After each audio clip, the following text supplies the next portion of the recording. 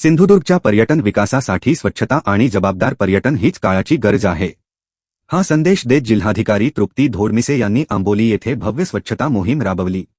या स्वच्छतेच्या वारीला आंबोली घाटातील पूर्वीचा वसदेवस्थान येथून सुरुवात झाली।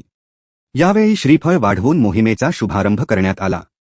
विशेष म्हणजे जिल्हाधिकारी यांनी स्वतः हाताने कचरा उचलून मोहिमेत सहभाग घेतला। या मोहिमेत पूर्वीचा वसदेवस्थान ते आंबोली पोलीस चौकी मार्गावरील कचरा उचलून परिसर स्वच्छ करण्यात आले। यावेळी पर्यटकांना जबाबदार पर्यटन व स्वच्छतेचे आवाहन करणारी पत्रके देखील वाटण्यात आली। या उपक्रमात तहसीलदार श्रीधर पाटील, गट विकास अधिकारी निलेश जाधव, आंबोली टुरिझमचे निर्णय राऊत, आदर्श राऊत यांच्यासह पोलीस, वनविभागाचे कर्मचारी आणि शेकडो ग्रामस्थ सहभागी झाले होते।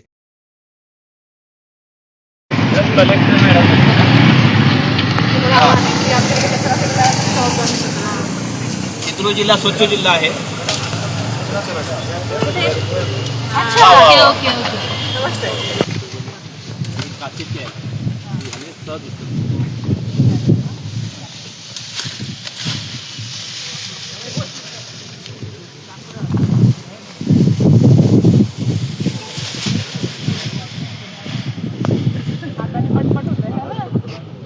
कोकण संवादच्या ताज्या घडामोडींसाठी चॅनलला सबस्क्राईब करा आणि बेल आयकॉनला क्लिक करा।